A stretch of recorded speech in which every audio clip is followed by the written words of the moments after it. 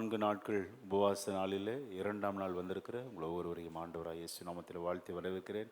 கர்த்தருடைய திருநாமம் இந்த காலை வேளையிலே மகிமைப்படுவதாக. ஆமென். இன்றைக்கு கொடுக்கப்பட்ட தலைப்பு என்ன? என் நிலத்தை எடுத்துக்கொள் என்று சொல்லி ஆமென் பக்தன் சொன்ன ஆசீர்வாதமான வார்த்தையை வாசிக்க கேட்போம். ஆதியாகமம் 48:22 எல்லாரும் சேர்ந்து வாசிக்கலாம். உன் சகோதரருக்கு கொடுத்ததை பார்க்கிலும் நான் என் பட்டயத்தாலும் என் வில்லினாலும் எமோரியர் கையிலிருந்து சம்பாதித்த ஒரு நிலத்தை உனக்கு அதிகமான பங்காக கொடுத்தேன் என்று சொன்னான். கண்களை மூடி ஒரு சிறிய ஜெபம். பரிசுத்தம் உள்ள நல்ல பிதாவே, இந்த அருமையான ஆண்டவரே, மனமகிழ்ச்சி நாளுக்காக ஜெபிக்கிறோம். இந்த 14வது நாட்கள் உபவாச ஜெபத்தில் இந்த 2ஆம் நாள் எங்களை அழைத்து வந்து ஆண்டவருடைய வார்த்தையை கேட்கும்படி கொண்டு வந்திருக்கிறீங்கப்பா. வந்திருக்கிற ஒவ்வொருவரோடு இடைபடுவீராக. ஆண்டவரே, ஒரு ஜெயமுள்ள ஜீவியம் செய்ய எங்களுக்கு கிருபை செய்யும். இயேசுவின் நாமத்தில் ஜெபிக்கிறோம் நல்ல பிதாவே, ஆமென். உன் சகோதரருக்கு கொடுத்ததை பார்க்கிலும். அல்லேலூயா. இந்த கால வேளையில நமக்கு ஆண்டவர் கொடுக்கிற சிறப்பான ஆசீர்வாதம், உன் நிலத்தை எடுத்துக்கொள். ஆமென். இந்த பூலோகத்திற்குரிய ஆசீர்வாதமும் பரத்துக்குரிய ஆசீர்வாதமும் தேவன் நமக்கு கொடுத்து நிறைவாய் நம்மை நடத்துவாராக. அல்லேலூயா. விசுவாசிக்கிறீங்களா? ஆமென். உன் சகோதரருக்கு கொடுத்ததை பார்க்கிலும் என்று சொல்லி இந்த வசனம் அப்படி துவங்குவதை நாம் வாசிக்கிறோம். அப்போ உங்கள் உடன்பிறப்புகளை பார்க்கிலும், நீங்கள் யாரோடு இருக்கிறீர்களோ அவர்களை பார்க்கிலும், இந்த 2ஆம் நாள் வந்திருக்கிற நமக்கு கர்த்தர் ஒரு விசேஷித்த பங்கை தேவன் வைத்திருக்கிறார். விசுவாசிக்கிறீங்களா? அல்லேலூயா. ஆமென். இந்த வசனத்தை யார் யாரிடம் சொன்னது என்பதை நம்ம கவனிக்கணும். எப்போவுமே ஒரு வசனத்தின் அந்த ஆசீர்வாதத்தை, அந்த வசனத்தை தியானிக்கும் போது அதனுடைய வசனத்தின் பின்னணி என்ன, எந்த பேக்ரவுண்டில் சொல்லப்பட்டது என்பதை தியானித்தால் அது ரொம்ப நமக்கு பிரயோஜனமாக இருக்கும். அப்படி தியானிப்பது மிகவும் சிறந்தது. வாசிக்கலாம். ஆதியாகமம் 48:21. பின்பு இஸ்ரவேல் யோசேப்பை நோக்கி, இதோ நான் மரணமடைய போகிறேன், தேவன் உங்களோடே இருப்பார், அவர் உங்கள் பிதாக்களின் தேசத்துக்கு உங்களை திரும்பவும் போக பண்ணுவார் என்றும். கவனிங்க, இஸ்ரவேல் யோசேப்பை பார்த்து சொன்ன வார்த்தை. ஆமென். இப்பொழுது இஸ்ரவேல் மரணமடைய போகிறார். இஸ்ரவேல் என்றால் யாக்கோபு.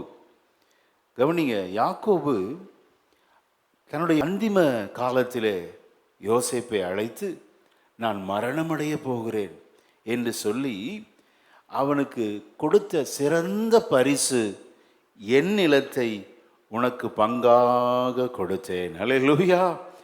மரணமடைய போகிறேன். அப்போ என்ன அர்த்தம்? என் வாழ்க்கை முடிஞ்சிருச்சுப்பா, என்னை நம்பி வாழாத. நீ யாரை நம்பி வாழணும்?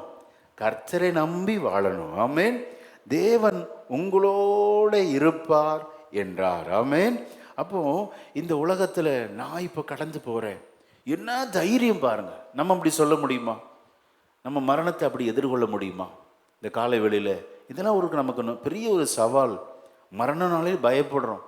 இங்கே சோத்திரம், யோசேப்பை கவனிங்க, இஸ்ரவேலை கவனிங்க. இஸ்ரவேல் சோத்திரம் மிகுந்த தைரியத்தோடு நல்ல ஒரு உற்சாகத்தோடு சொல்றார், நான் மரணமடைய போகிறேன். ஆமென். தேவன் உங்களோட இருப்பாராக. ஆமென். அல்லேலூயா. இந்த உலகத்தில், பூலோகத்தில் என் வாழ்க்கை முடிஞ்சிருச்சுப்பா, இனி நீங்கள் பற்றி கொள்ள வேண்டியது கர்த்தரை பற்றி கொள்ளுங்கள், அவர் என்றென்றைக்கும் இருக்கிற தேவன். ஆமென். உங்களுடைய வாழ்க்கையில் மிக முக்கியமான ஸ்தோத்திரம் கருத்து இதுதான் சொல்லி அவர் அந்திம நேரத்தில், மரணமடைகிற நேரத்தில் தேவனை காண்பித்து கொடுத்து போகிறார். ஆமென். அப்படி சொல்லிட்டு சொல்றாரு, தீர்க்க தரிசனமாக சொல்றார், 400 வருஷத்துக்கு அப்புறம், 430 வருஷத்துக்கு அப்புறம் நீங்கள் இந்த தேசத்துக்கு இந்த தேசத்தை விட்டு புறப்பட்டு கானான் தேசத்துக்கு போவீர்கள் என்று சொல்லி தீர்க்க தரிசனமான வார்த்தையை உரைக்கிறார். அல்லேலூயா. இந்த 21ஆம் வசனத்தின் கடைசி வார்த்தை, அவர் உங்கள் பிதாக்களின் தேசத்துக்கு உங்களை திரும்பவும் போக பண்ணுவார். ஆமென். அது எதை குறிக்கிறது? எகிப்துலாம் தற்காலம்தான். உங்களுக்கு ஒரு சுய தேசம் இருக்கிறது, அது கானான் தேசம். ஆமென். இங்கேயே செட்டில் ஆயிடாதீங்க. எவ்வளோ பாருங்க, முற்பிதாக்கள் தங்களுடைய அடுத்த சந்ததிகளுக்கு தேவனை குறித்து நடத்தி விட்டு செல்லுகிறார்கள். அப்போ நம்ம சந்ததிகளுக்கு சொல்லணும், இந்த பூலோக வாழ்க்கை ஒரு நிரந்தரம் அல்ல. ஆமென். நமக்கு ஒரு பரம காணான் உண்டு. ஆமென். நான் சம்பாதித்த ஒரு நிலத்தை உனக்கு அதிகமான பங்காக கொடுத்தேன் என்று சொன்னான். அல்லேலூயா. இந்த வசனத்தை யோசிக்கிறப்ப எவ்வளோ ஓர வஞ்சகம் பண்ணிட்டார். இவருக்கு 12 பிள்ளைங்க, யோசேப்புக்கு மட்டும் ஏங்க எக்ஸ்ட்ரா கொடுக்குறார் அப்படின்னா அதில் அவ்வளோ ஆழங்கள் இருக்கிறது. இன்றைக்கு எத்தனை பேர் கர்த்தருடைய வார்த்தையை தியானிக்க ஆயத்தமாக இருக்கிறோம்? அல்லேலூயா. உன் சகோதரருக்கு கொடுத்ததை பார்க்கிலும், கவனிங்க, இந்த காலை வெளியில் உங்கள் உடன்பிறப்பை விட நீங்கள் யாரெல்லாம் சோதர உங்கள் அருகிலே வைத்து அவங்களை கம்பேர் பண்ணி வாழ்கிறீங்களோ அவர்களை விட இன்றைக்கு ஆண்டவர் உங்களுக்கு அதிகமான பங்கை கொடுப்பாராக. ஆமென். அல்லேலூயா. வேதத்தை தியானிக்கிறப்ப நம்முடைய வாழ்க்கையோடு ஒத்து நாம் தியானிக்க வேண்டும். இது யாருக்கோ எழுதி வைத்ததில்லை, நமக்காக எழுதி வைத்திருக்கிறார். நமக்கு ஆறுதலுக்காக, நம்முடைய ஆசீர்வாதங்களுக்காக எழுதப்பட்டது கர்த்தருடைய வார்த்தை. ஆமென். அப்போ அந்திம காலத்தில் இஸ்ரவேல் யோசேப்பை அழைத்து இப்படி நல்ல பிளஸ் பண்ணுறார் பாருங்க. மரணத்தை ஃபேஸ் பண்ணுறதுக்கு துணிகிறார். மட்டுமல்ல, தேவனை குறித்து நல்ல வெளிப்பாடுகளை கொடுக்கிறார். தீர்க்க தரிசனங்களை அவர் உரைக்கிறார். ஆமென். மட்டுமல்ல, சிறந்த பரிசு அவர் கொடுக்கிறார். இப்படி இந்த பரிசு ஏன் இவ்வளோ பெஸ்ட்டாக கொடுக்கிறார் அப்படின்னு யோசித்து பார்த்தேன். அது கடைசி குறிப்பாய் நாம் பார்க்கலாம். அதற்கு முன்பாக இந்த அதிகாரத்தில் சொல்லப்பட்ட சில ஆசீர்வாதமான வார்த்தைகளை வாசித்து இந்த காலை வேளையிலே கர்த்தர் நம்மை ஆசீர்வதிக்க விரும்புகிறார். ஆமென். இந்த யோசேப்பு, ஆமென், பாருங்க, எகிப்து நாட்டில் அவன் கிட்டத்தட்ட அந்த பஞ்சத்துக்கு முன்பாக கடந்து வந்து எகிப்திலே பார்வோனுக்கு அடுத்த ஸ்தானத்திலே ஆண்டவர் அவனை அமர்த்தினார். நல்ல உயர்ந்த ஸ்தானத்திலே அமர்த்தினார். அப்போ ஸ்தோத்திரம், இதை கேள்விப்பட்டு பஞ்ச நாட்களிலே அவர்களை போஷிக்கும்படி ஆண்டவர் முன்பாகவே அவனை கொண்டு வந்து அமர்த்தி அவனை அழைத்து அந்த குடும்பத்தை போஷிக்கும்படி தேவன் யோசேப்பை முன்பாக அனுப்பினார். அது கர்த்தருடைய பெரிய திட்டம். அல்லேலூயா. அப்படி முன்பாக வந்த யோசேப்பு பின் தன்னுடைய குடும்பத்தார் எல்லாரையும் எகிப்திலே கூட்டி சேர்த்தார். இப்போ எகிப்தில் வந்து முழு யாக்கோபும் இஸ்ரவேல் குடும்பம் வாசம் பண்ணி அந்த பஞ்ச காலத்தில் கர்த்தர் அவர்களை போஷிக்கிறார். ஆமென். இப்போ திடீரென்று ரொம்ப வருத்தம். யாருக்கு வருத்தம்? அப்பாவுக்கு ரொம்ப வருத்தம். ஏன்னா சாக போகிறாரு பார்த்தீங்களா, வயசாயிருச்சு. கிட்டத்தட்ட 147 வயசில் அவர் மரணம் சந்திக்கிறார். 47ஆம் அதிகாரம் 28ஆம் வசனத்தை வாசிங்க. யாக்கோபு இஸ்ரவேலுடைய ஆயுசு அங்கே எழுதப்பட்டிருக்கிறது. ஆதியாகமம் 47:28. யாக்கோபு எகிப்து தேசத்திலே 17 வருஷம் இருந்தான். யாக்கோபுடைய ஆயுசு நாட்கள் 147 வருஷம். 147 வருஷம் உயிரோடு இருந்தான். எகிப்தில் எத்தனை வருஷம் இருந்திருக்கிறார்? அப்போ தன் மகனோடு பேர பிள்ளைகளோடு கிட்டத்தட்ட 17 வருஷம். கவனிங்க, மாமா வீட்டுக்கு ஓடி போன வருஷம் எத்தனை தெரியுங்களா? கிட்டத்தட்ட 77 வயசு. 77 வயசு பதான் அராமுக்கு போய் மாமனார் வீட்டில் போய் இருக்கிறார். அங்கே லேயால் ராகேலை திருமணம் செய்து அங்கே இருந்த வருஷங்கள் கிட்டத்தட்ட 20 வருஷங்கள். ராகேலுக்காக 7 வருஷம், லேயாளுக்காக 7 வருஷம், 14 வருஷம் ப்ளஸ் 6 வருஷம் மாமா ஆடுகளை மேய்த்து சம்பாதிக்கிறார். கிட்டத்தட்ட 10 முறை சம்பளத்தை மாற்றினார். நமக்கு எல்லாருக்கும் தெரியும். அப்போ 77 20 97 ஆயிடுச்சு. இப்போ 147 மறிக்கிறார். இப்போ கிட்டத்தட்ட அப்பா கூட எவ்வளோத்தின வருஷம் இருக்கிறாருன்னா, மீண்டும் பதான் அராமையிலிருந்து ஈசாக்கு கூட வந்து வாசம் பண்ணார். கவனிங்க, கிட்டத்தட்ட 20 வருஷம் அப்பா கூட இருக்கிறார். அப்பா மரித்து போகிறார். அதுக்கப்புறம் கொஞ்ச நாள் இருக்கிறார். அதுக்கப்புறம் எகிப்தில் வந்து தன்னுடைய அந்திம நாட்களை அவர் எகிப்திலே முடிக்கிறார். அல்லேலூயா. 147வது வயதில் இஸ்ரவேல் யாக்கோபு மரிக்கிறார். இப்போ கடைசி நேரத்தில் அவருக்கு திடீர்னு ஒரு வருத்தம் வந்துருச்சு. அந்த வசனத்தை வாசிங்க. 48ஆம் அதிகாரம் 1ஆம் வசனத்தை வாசிக்கலாம். அதற்கு பின்பு உம்முடைய தகப்பனாருக்கு வருத்தமாயிருக்கிறது என்று யோசேப்புக்கு சொல்லப்பட்டது. அப்பொழுது அவன் தன் 2 குமாரராகிய மனாசேயையும் எப்பிராயிமையும் தன்னோட கூட கொண்டு போனான். ரொம்ப வருத்தப்பட்டு படுத்திருக்கிற நேரத்துல பேர பிள்ளையை கூட்டிட்டு போறார். வேற யாரும் பக்கத்துல வந்த மாதிரி சொல்லல. கவனிங்க, அந்திம நாட்களில சோத்திர யோசேப்பு ஆமேன் பரமபிதாவாகிய தேவனையும் பிரியப்படுத்தினார், இந்த பூலோக தகப்பனையும் பிரியப்படுத்தினார். ஆமேன்.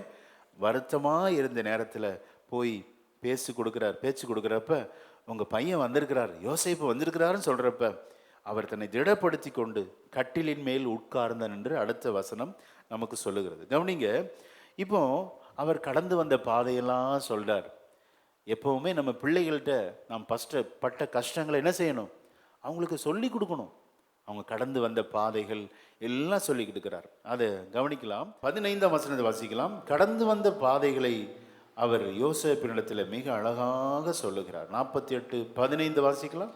அவன் யோசேப்பை ஆசீர்வதித்து என் பிதாக்களாகிய ஆபிரகாமும் ஈசாக்கும் வழிபட்டு வணங்கிய தேவனும் நான் பிறந்த நாள் முதல் இந்நாள் வரைக்கும் என்னை ஆதரித்து வந்த தேவனும் எல்லா தீமைக்கும் நீங்களாக்கி என்னை மீட்ட தூதனுமானவர் இந்த பிள்ளைகளை ஆசீர்வதிப்பாராக. ஹல்லேலூயா. தன் பிள்ளைகளையும் பேர பிள்ளைகளையும் ஆசீர்வதிக்கிறது பாருங்க. காலை வெளியில பெற்றோராகிய நமக்கு கர்த்தர் கொடுக்கிற நல்ல பாடங்க. பிள்ளைகளை ஒரு நாளும் சபிக்காதிருங்கள். ஆமென். அந்தந்த காலத்துல சிறு சிறு தப்பு பண்ணுவாங்க. இங்க இஸ்ரவேலில் இடத்திலிருந்து அநேக பாடங்களை கற்றுக்கொள்கிறோம். யோசேப்பை அவன் மனதார ஆசீர்வதிக்கிறான். அல்லேலூயா. கடந்து வந்த பாதைகளை நினைத்து ஆண்டவர் என்னை இந்நாள் வரைக்கும் ஆதரித்தார், அதே தேவன் உன்னையும் ஆதரிப்பார், உன் பிள்ளைகளையும் ஆசீர்வதிப்பார் என்று சொல்லி இஸ்ரவேல் பிள்ளைகளையும் பேர பிள்ளைகளையும் மனதார பிளஸ் பண்ணுகிறார். ஆமென். இந்த காலை வேளையில உங்க முற்பிதாக்கள், உங்க தாத்தா பாட்டி, உங்க தகப்பனார் தாய் கூட உங்களை சபிச்சிருக்கலாம். பயப்படாதீங்க, சோர்ந்து போகாதீங்க. நம்முடைய கர்த்தருடைய ஆசீர்வாதம் நம்மேல் இருக்கிறது. ஆமென். சாபங்களை ஆசீர்வாதமாய் மாற்றுகிற தேவன். அல்லேலூயா. இந்த 2 வசனங்கள் நமக்கு என்ன சொல்ல வருகிறது என்றால், நமது பிள்ளைகளை நம்ம மனதார பிளஸ் பண்ணணும். ஆமென். உங்க இருதயத்தில் நேற்று தினம் அல்லது முந்தின நாள்ல உங்க பிள்ளைகளை குறித்து, பேர பிள்ளைகளை குறித்து ஒருவேளை ரொம்ப வருத்தப்பட்டு வந்திருக்கலாம். இந்த காலை வேளையில மனதார பிளஸ் பண்ணுங்க. அவர்கள் ஆசீர்வாதமாக இருப்பார்கள். நடத்தி வந்த பாதைகளை எல்லாம் நினைத்து சொல்லி கொடுக்கிறார். உங்க பிள்ளைகளுக்கு நீங்க சொல்லணும், எவ்வளவு நீங்க கஷ்டப்பட்டீங்க, அந்த கஷ்டம்லாம் உங்களுக்கு தெரியணும். அதுக்காக நம்ம அவங்களை கஷ்டப்படுத்தணும்னு நான் சொல்லல, கஷ்டங்கள் அவர்கள் அறிந்திருக்க வேண்டும். ஆமென். அப்பந்தான் ஆசீர்வாதத்தின் மகத்துவத்தை அவர்கள் அறிவார்கள். ஹல்லேலூயா. என்னை எல்லா தீமைக்கும் நீங்களாக்கி என்னை மீட்ட தூதனுமானவர் இந்த பிள்ளைகளை ஆசீர்வதிப்பாராக. ஆமென். இந்த காலையில் எத்தனை பேர் உங்க பிள்ளைகளுக்கு கர்த்தர் நடத்தி வந்த பாதைகளை சொல்ல முடியும்? சொல்லி கொடுக்கணுங்க. நீங்க பட்ட கஷ்டங்கள், ஒரு நேர சாப்பாடுக்கு வழி இல்லாம இருந்தது, உடைக்கு ஆமென் சோத்திரம், ஸ்கூல்ல படித்த அந்த சாதாரண பள்ளிக்கூடத்தெல்லாம் காண்பித்து கொடுக்கணும். இப்போ அவங்களுக்கு இருக்கிற படிப்பு என்ன, கல்லூரி என்ன, ஹைஃபை லைஃப் என்ன, நீங்கள் பட்ட கஷ்டங்களை அவங்களுக்கு சொல்லி கொடுத்து கர்த்தர் உன்னை எவ்வளோ மேன்மையாய் வைத்திருக்கிறார் அப்படிங்கிறத உங்கள் பிள்ளைகளுக்கு நீங்கள் சொல்லி கொடுக்கணும். ஆமென். இங்கே அந்திம நாட்களில் இவன் ஆண்டவர் நடத்தி வந்த பாதைகள், பிதாக்களாகிய ஆபிரகாம், ஈசாக்கு, பார்த்தீங்களா, முற்பிதாக்களெல்லாம் சொல்லி கொடுக்குற. இன்னைக்கு எத்தனை பேருக்கு தாத்தா பேர் தெரியும்? தாத்தாவோட அப்பா பேர் எத்தனை பேருக்கு தெரியும்? இவர் சொல்றாரு பாருங்க, ஆபிரகாம், ஈசாக்கு, வரிசையா சொல்றாரு. அவங்கெல்லாம் வழிபட்டு வணங்கின தேவன். அல்லேலூயா. அப்படி சொல்லி கொடுத்து மனதார பிள்ளைகளை ஆசீர்வதிக்கிறார். கண்டிப்பா அவங்க பேர பிள்ளைங்க தாத்தா சொன்னதை கேட்டுக்கிட்டே இருந்திருப்பாங்க. ஆமென். தாத்தாவை வழி நடத்தினவர், தாத்தாவுடைய அப்பாவை வழி நடத்தின தேவனை நாமும் பின்பற்றணும்னு சொல்லி, பார்த்தீங்களா, சந்ததி சந்ததியாக இந்த தேவனை கடத்துவதில் நாம் கருத்தாய் இருக்க வேண்டும். அல்லேலூயா. கடந்து வந்த பாதையில இவர் சந்தித்த பிரச்சனையை சொல்றார். என்ன பிரச்சனை அப்படின்னா, உன்னை நான் பார்ப்பேன்னு நினைக்கலப்பா. இந்த 17 வருஷம் கூட இருக்க ஆண்டவர் எனக்கு உதவி செஞ்சார். உன் முகத்தை நான் பார்ப்பேன்னு நினைக்கல. மனதுருகி சொல்றார். அவருடைய இருதயத்தை திறந்து காண்பிக்கிறார் யோசேப்போடும் பேர பிள்ளைகளோடும். அந்த வசனத்தை வாசிக்க கேட்போம். ஆதியாகமம் 48:11. இஸ்ரவேல் யோசேப்பை நோக்கி, உன் முகத்தை காண்பேன் என்று நான் நினைக்கவில்லை. ஆனாலும் இதோ உன் சந்ததியையும் காணும்படி தேவன் எனக்கு அருள் செய்தார் என்றான். அல்லேலூயா. தேவனையே மையப்படுத்தி பேசுறார். தன் பிள்ளைகளுக்கு, பேர பிள்ளைகளுக்கு கர்த்தரை கடத்துகிறதுல எவ்வளவு கருத்தா இருக்கிறார் பாருங்க. நான் உன்னை பார்ப்பேன்னு நினைக்கல, ஆனா தேவன் எனக்கு அருள் செய்தார். அல்லேலூயா. தேவனை முன்னிறுத்தி நம்முடைய குடும்பத்தில் பேச்சுவார்த்தைகள் நடத்தப்பட வேண்டும். கவனமா இருக்கணும். அப்படி சொல்லிட்டு அந்த பேர பிள்ளைகளை எப்படி பார்க்கிறார் அப்படின்னா, பிள்ளைகளாகவே பார்க்கிறார். அதான் ஆச்சரியம். பேர பிள்ளைக வந்து 2 பக்கத்துல நிக்குது, மனாசே, எப்ராயிம். 2 பிள்ளைகளையும் பிள்ளைகளா பார்க்கிறார், பேர பிள்ளைகளை. அந்த வசனத்தை வாசித்து அடுத்த குறிப்புல நாம் கடந்து செல்வோம். ஆதியாகமம் 48:5. நான் உன்னிடத்தில் எகிப்துக்கு வரும் முன்னே உனக்கு எகிப்து தேசத்தில் பிறந்த உன் 2 குமாரரும் என்னுடைய குமாரர் ரூபன் சிமியோன் என்பவர்களைப் போல எப்ராயீமும் மனாசேயும் என்னுடையவர்கள். அல்லேலூயா. எப்படி எனக்கு ரூபன் சிமியோன் இருக்கிறார்களோ அவர்களை போல இந்த பேர பிள்ளைகள். எப்படி பிளஸ் பண்றாரு பாருங்க. நமக்கெல்லாம் ஒரு சிறந்த உதாரணங்க. நம்ம பேர பிள்ளைகளை நம்ம என்ன செய்யக்கூடாது, அலட்சியம் பண்ணக்கூடாது, சபிக்க கூடாது. இஸ்ரவேல் தன் பேர பிள்ளைகளை தன்னுடைய பிள்ளைகளாகவே பாவிக்கிறார். என்ன பிளஸிங். யோசேப்பை எடுத்து விட்டு அந்த 2 பிள்ளைகளை பிள்ளைகளாகவே பாவித்து, நமக்கு எல்லாருக்கும் தெரியும், யோசேப்பு இருக்க வேண்டிய இடத்துல எப்ராயிம் மனாசேயை வைக்கிறார். அல்லேலூயா. அவர்களெல்லாம் நினைச்சு சொல்றாரு, இப்போ நான் மரணம் அடைய போறேன்பா, நீங்க கர்த்தர் உங்க கூட இருப்பார், நீங்க மீண்டும் கானான் தேசத்துக்கு போவீங்க, கர்த்தர் உங்களை கூட்டிக் கொண்டு போவார், அங்கே உனக்கென்று ஒரு நிலத்தை வைத்திருக்கிறேன், அதை சுதந்தரித்துக்கொள், எடுத்துக்கொள், பெற்றுக்கொள் என்கிறார். அல்லேலூயா. கவனிங்க, இவர் சம்பாதித்த சம்பாத்தியத்தை பிள்ளைகளுக்கு கொண்டு சேர்க்கிறதுல கருத்தா இருக்கிறார். அந்திம நாட்களில் பத்திர பதிவு செய்கிறார்.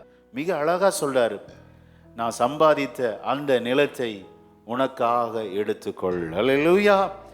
ஆமென். தன்னுடைய கடந்த காலத்தை எதிர்காலமாக மாற்றி விடுகிறார். இவர் சம்பாதிச்சது கடந்த காலம். இப்ப வந்து இருக்கிறது எகிப்துல. 27 பதான் அராமுக்கு போனாரு. 97 மீண்டும் அப்பா வீட்டுக்கு வந்தாரு. அதுக்கப்புறம் சம்பாதித்தது இவருடைய கடந்த காலத்தை நினைவு கூர்ந்து அந்த பத்திர பதிவை பிள்ளைகளுக்கு எதிர்காலமாக மாற்றி. அப்படித்தானே நம்முடைய கடந்த காலங்கள் நமது சந்ததிகளுக்கு எதிர்காலமாக இருக்கிறது. இவர் சம்பாதித்த அந்த நிலத்தை இப்பொழுது கடந்த காலத்தை நிகழ்காலமாக எதிர்காலமாக மாற்றி தன்னுடைய அடுத்த சந்ததிக்கு கொடுக்கிறார். அல்லேலூயா. இந்த காலைவெளியில சோத்திரம், கர்த்தர் உங்களுக்கு ஒரு நல்ல சிறந்த எதிர்காலத்தை வைத்திருக்கிறார். ஆமென். உங்களுடைய முற்பிதாக்கின் கடந்த காலத்தை சிறந்த எதிர்காலமாய் நீங்கள் மாற்றிக்கொள்வீர்கள். விசுவாசிக்கிறீங்களா? அல்லேலூயா. இப்படி பாக பிரிவினை செய்து கொடுக்கிறார். கொடுக்கும்போது இவர் ஆசீர்வதிக்கிறது என்ன அப்படின்னா, இவருக்கு கண்ணு பார்வை ரொம்ப மங்கள். அந்த வசனத்தை வாசிங்க, 10ஆம் வசனத்தை வாசிக்கலாம். முதிர் வயதினால் இஸ்ரவேலின் கண்கள் மங்களா இருந்தபடியால் அவன் நன்றாய் பார்க்க கூடாதிருந்தது. போதும், கண்ணு பார்வை அவ்வளவு கிளியரா இல்லை. அப்ப யோசேப்பு தன்னுடைய மூத்த குமாரன் மனாசே, அவன் மேல அப்பாவுடைய வலது கை வைக்கணும்னு விரும்புறார். அப்பா பக்கத்துல வந்து மூத்த குமாரன் மனாசேவை நிறுத்துகிறார். இடது பக்கத்திலே எப்ராயிமை நிறுத்துகிறார். இப்போ அப்பா என் பிள்ளைகளை பிளஸ் பண்ணுங்க அப்படிங்கிறார். இவர் வலது கை எங்கே போயிடுச்சுன்னா இந்த எப்ராஹிம் மேலே போயிடுச்சு, இடது கை மனாசே மேலே போயிடுச்சு. இது அவருக்கு பிடிக்கல. அப்பா இவன் தான் மூத்தவன், உங்களுக்கு கண்ணு மங்களா இருக்கு, கையை மாற்றி வச்சிருக்கிறீங்க, மூத்தவனை ஆசீர்வதிங்க, இளையவனை ரெண்டாவது ஆசீர்வதிங்க அப்படிங்கிறார். அப்போ சோத்திரம், அந்த வசனத்தை வாசிங்க, 17ஆம் வசனத்தை வாசிக்கலாம். தகப்பன் தன் வலது கையை எப்பிராயிமுடைய தலையின் மேல் வைத்ததை யோசேப்பு கண்டு அது தனக்கு பிரியமில்லாதபடியா எப்பிராயிமை ஆசீர்வதிப்பதை விட மூத்த மகன் மனாசே ஆசீர்வதிக்கப்பட வேண்டும் என்பது யோசேப்பின் பிரியம். எப்பிராயிமுடைய தலையின் மேல் இருந்த தன் தகப்பனுடைய கையை மனாசேயினுடைய தலையின் மேல் வைக்கும்படிக்கு எடுத்து என் தகப்பனே அப்படி அல்ல, இவன் மூத்தவன், இவனுடைய தலையின் மேல் உம்முடைய வலது கையை வைக்க வேண்டும் என்றான். அல்லேலூயா.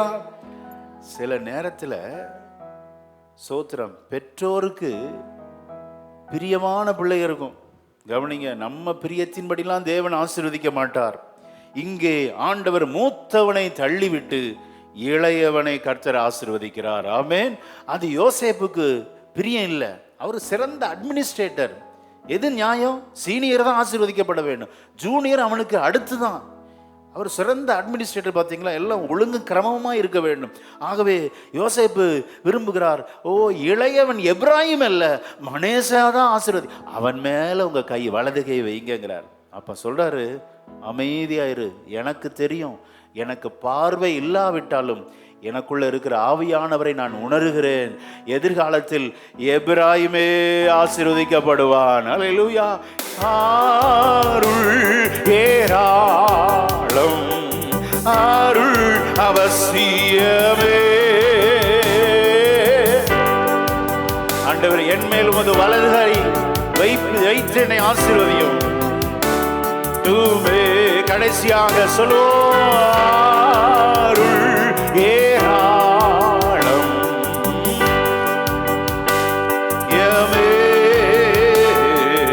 அற்பமாய் சொற்பமாய் அல்ல,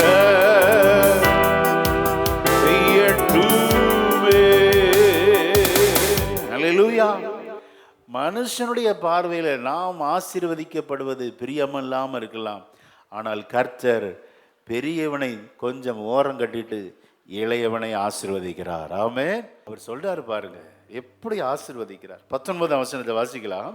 அவன் தகப்பனோ தடுத்து அது எனக்கு தெரியும், என் மகனே எனக்கு தெரியும், இவனும் ஒரு ஜனக்கூட்டமாவான், இவனும் பெருகுவான், இவனுடைய தம்பியோ இவனிலும் அதிகமாய் பெருகுவான், அவனுடைய சந்ததியார் திரளான ஜனங்களாவார்கள் என்றார். அல்லேலூயா. அது எதை குறிக்கிறது அப்படின்னா, அவன் நமக்கு தெரியும், இஸ்ரவேல் 2ஆக பிரிந்தது. வடக்கு ராஜ்யம் 10 கோத்திரம், தெற்கு ராஜ்யம் 2 கோத்திரம். வடக்கு ராஜ்யம் இஸ்ரவேல் என்றும் தெற்கு ராஜ்யம் யூதாம் என்று அழைக்கப்பட்டு, வடக்கு ராஜ்யத்தை எப்படி சொல்லுவாங்கன்னா எப்ராஹிம்னே சொல்லிடுவாங்களாம், எப்ராஹிம் தான் சொல்லுவாங்களாம். அவ்வளோ 10 ராஜ்யத்திற்கு கூட்டு பெயராக எப்ராஹிமை கர்த்தர் ஆசீர்வதிப்பார். ஆமென். முந்தினவனை ஆசீர்வதிக்கவில்லை, பிந்தினவனாக இளையவனை முந்தினவனுக்கு முன்பாக வைத்து ஆசீர்வதிக்கிறார். ஆமென். இது எதை குறிக்கிறது அப்படின்னா, ஆவிக்குரிய அர்த்தம் என்ன? ஆவிக்குரிய அர்த்தம் என்ன அப்படின்னா, நம்முடைய முந்தின வாழ்க்கையை விட பிந்தின வாழ்க்கை ஆசீர்வாதமா இருக்கும். ஆமென். என்னது பிந்தின வாழ்க்கை? முந்தின ஒரு பிறப்பு, 2வது ஒரு பிறப்பு பிறந்த பாருங்க, மறுபிறப்பு. அல்லேலூயா. ஆக முந்தின பிறப்பை விட மறுபிறப்பின் அனுபவத்தில் வாழ்கிற நமக்கு அநேக ஆசீர்வாதங்கள் உண்டு. அல்லேலூயா. ஆமென். அதான் ஆவிக்குரிய அர்த்தம். எல்லாமே மெட்டீரியல் பிளெஸிங்க்கு போயிடக்கூடாது. மெட்டீரியல் பிளெஸிங் கண்டிப்பா இருக்கு, ஆனா அதை விட சிறந்தது ஆவிக்குரிய அர்த்தம். அல்லேலூயா. ஆமென். இளையவனை ஆசீர்வதிக்கிறார். கவனிங்க, சோத்திரம். காயின் ஆபேல். யாரை ஆசீர்வதிச்சாரு? ஆபேல். ஏசா யாக்கோபு. யார் ஆசீர்வதிச்சாரு? யாக்கோபை ஆசீர்வதித்தார். ஆமென். இப்படி பார்த்தீங்கன்னா யாக்கோபுக்கு 12 பிள்ளைகள்.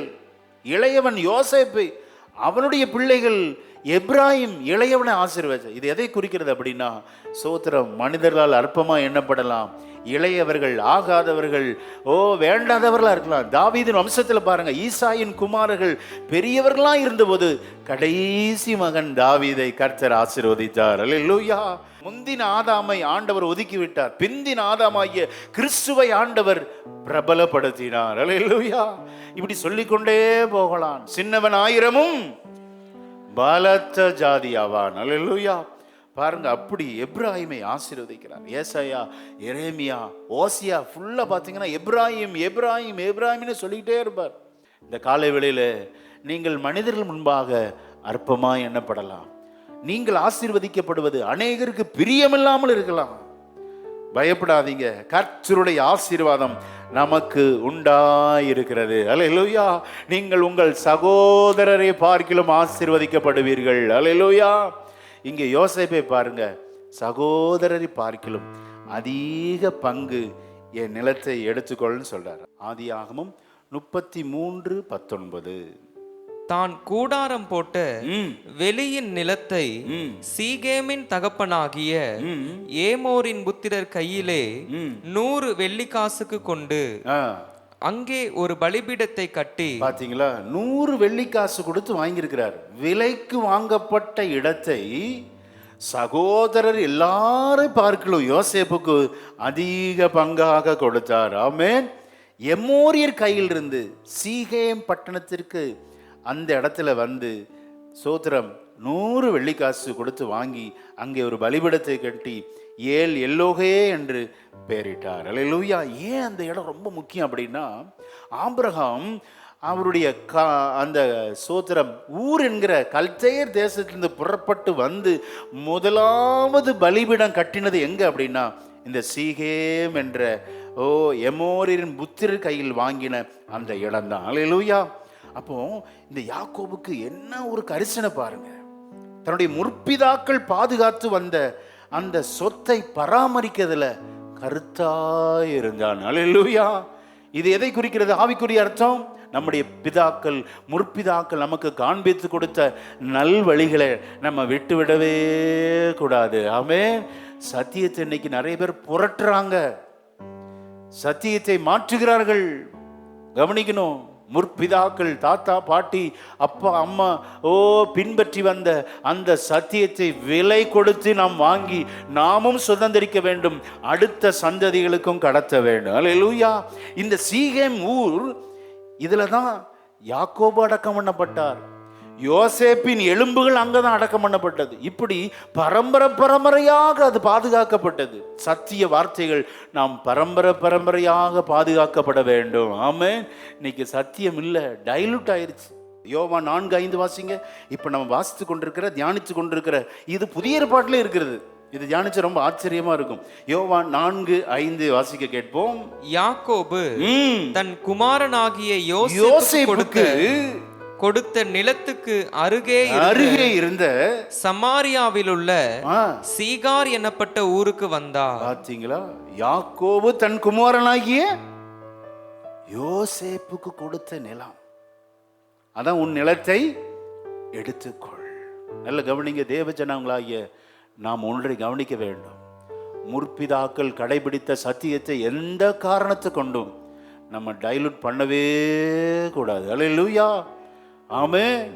அதை அப்படியே கை கொள்ளுங்க. சத்தியத்தை நாம் பரம்பரையாக விட்டு கொடுக்கவே கூடாது. யோவான் 4:5 கூட இந்த நிலம் வருது பாருங்க. இப்ப எவ்வளவு முக்கியத்துவம் வாய்ந்தது. ஏன் சகோதரர் எல்லாரும் பார்க்கலாம் யோசேப்புக்கு இந்த நிலத்தை கொடுக்கிறார். கவனிங்க, யோசேப்பு எல்லாரிலும் இளையவன். இதுக்கு அடுத்து பெஞ்சமின் நமக்கு தெரியும். யோசேப்பு இளையவன், அவன் குமாரருக்கெல்லாம் இதை கொடுக்கிறார். ஏன் அப்படின்னா, யோசேப்பு தேவ சித்தத்தை நிறைவேற்றினவன். அல்லேலூயா. ஆமென். சில நேரத்தில் எப்போ ஆசீர்வாதம் நமக்கு அதிகமாக வரும் அப்படின்னா, தேவ சித்தத்தை செய்யணும். தேவனுடைய இருதயத்தின் வாஞ்சியை நாம் நிறைவேற்றுகிறவா இருக்க வேண்டும். அல்லேலூயா. ஆமென். தேவனுடைய இருதயத்தின் வாஞ்சையை நிறைவேற்றினவன் யோசேப்பு. யோசேப்பை கூப்பிட்டு, யோசேப்பு நீ போறியா? இப்படி 7 வருஷம் பஞ்சம் வரப்போகுது, அந்த பஞ்சத்தில் உன் குடும்பம் காப்பாற்றப்பட வேண்டும் அப்படின்னு ஆண்டவர் டைரக்டாக இன்டர்வியூ வச்சிருந்தா போயிருப்பான்னு நினைக்கிறீங்க? போகவே மாட்டான். நான் எங்கள் அப்பா வீட்டில் செல்ல பிள்ளையாக்கும், நான் போக மாட்டேன். சரி, யாக்கோவை கூப்பிட்டு, ஏன்பா யோசேப்பு தான் கரெக்டான பர்சன், ஃபிட்டான பர்சன், அவன் தான் சிறந்த அட்மினிஸ்ட்ரேட்டர், நிர்வாகி, அவனை அனுப்புறியா? நீ எதிர்காலத்தில் ஒரு பஞ்சம் வரப்போகுது அப்படின்னு ஆண்டவர் கேட்டிருந்தா போயிருப்பானா? போயிருக்க மாட்டான். நல்ல கவனிங்க, நம்மளை கேட்டு சில நேரத்தில் குழியில போட மாட்டார், வெள்ளிக்காசுக்கு விற்க விட மாட்டார், கேட்கவே மாட்டார். இவனை யோசேப்பை எடுத்து அநியாயமாய் சகோதரர்கள் குழியிலே போட்டு, அதுக்கப்புறம் எகிப்தியருக்கு விற்று, அந்த இடத்துல எல்லா அநியாயத்தையும் யோசேப்பு சகித்து கொண்டான். அல்லேலூயா.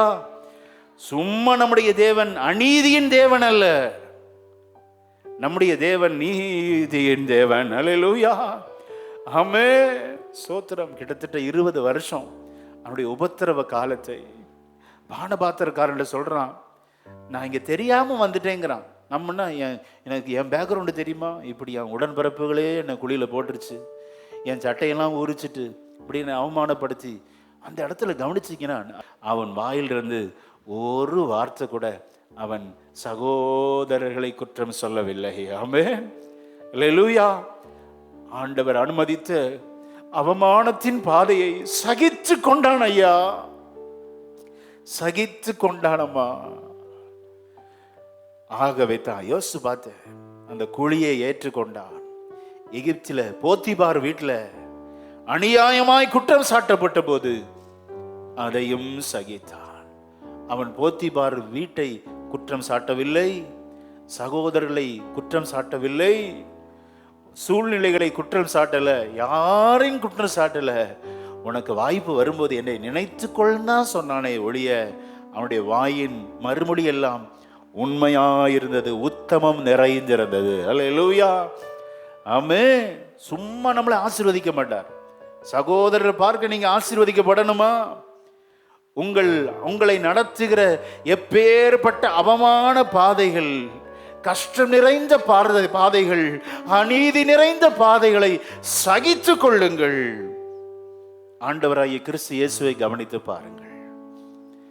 என்னிடத்தில் அநீதி உண்டு என்று உங்களில் யாரேனும் சொல்ல முடியுமா அப்படிங்கிறார். ஒருத்தரும் சொல்ல முடியல.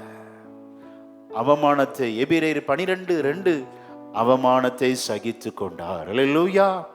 ஆமென். அந்த நிகழ்காலம் ரொம்ப கஷ்டமா இருந்துச்சு. சிலுவையில் ஏத்தினது, அவர் அடிச்சது, காரி உமிழ்ந்தது, துப்பினது எல்லாம் சகித்து கொண்டார். இப்பொழுது இன்றைக்கு பிதாவின் வலது பார்சத்தில் நமக்காக பரிந்து பேசி கொண்டிருக்கிறார். அல்லேலூயா. யோசுவா 24:32 வாசித்து நம்ம படிக்கலாம். இந்த நிலம் எப்படி பயன்படுத்தப்பட்டது பார். இஸ்ரவேல் புத்திரர் எகிப்திலே இருந்து கொண்டு வந்த யோசேப்பின் எலும்புகளை அவர்கள் சீகேமிலே யாக்கோபு சீகேமின் தகப்பனாகிய எமோரியருடைய புத்திரரின் கையில் 100 வெள்ளிக்காசுக்கு கொண்ட அந்த நிலத்தில் பங்கிலே அடக்கம் பண்ணினார்கள்.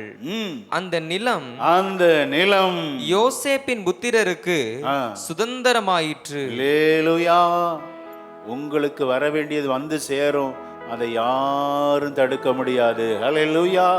நீங்களும் உங்க பிள்ளைகளும் மன திருப்தியாய், மன நிறைவாய் ஆசீர்வதிக்கப்படுவீங்க. ஆமென். பிறந்த நாள் முதலா தோளில் சுமந்தீரே, தகப்பனிலும் மேலாய் பாடலாமா? பிறந்த நாள் முதலா தகப்பனிலும் மேலாய் மெதுவான தென்றல்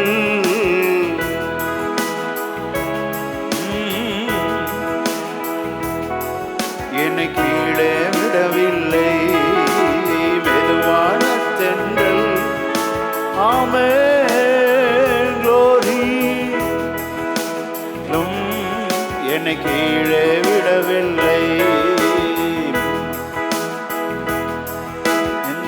தோளில் சுமந்தீரே, தகப்பனிலும் மேலா. ஹalleluya. பிறந்த நாள் முதல் என்னை ஆதரித்து வந்தவர் உன்னையும் ஆதரிப்பார், உன் பிள்ளைகளை கர்த்தர் ஆதரிப்பார்.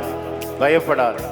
பரிசுத்தமுள்ள நல்ல பிதாவே, இந்த 14 நாட்களின் 2ஆம் நாள் கூட்டத்திற்காக நன்றி செலுத்துகிறோம். நேரம் மட்டும் உன் நிலத்தை எடுத்துக்கொள் என்று சொல்லி ஆண்டவரே, யோசேப்பை நீ எவ்வளவாய் ஆசீர்வதித்தீர். சகோதரர்களை பார்க்கிலும் அதிகமான பங்கை கொடுத்தீங்கப்பா. ஜெபத்தை கேட்டதுக்காக ஸ்தோத்திரம். மீதமுள்ள 12 ஆண்டவரை நாட்கள் தவறாமல் வந்து சத்தியத்தை பெற்றுக்கொண்டு ஒரு ஜெயமுள்ள வாழ்க்கை வாழ உதவி செய்யும். இயேசுவின் நாமத்தில் ஜெபிக்கிறோம் நல்ல பிதாவே, ஆமென்.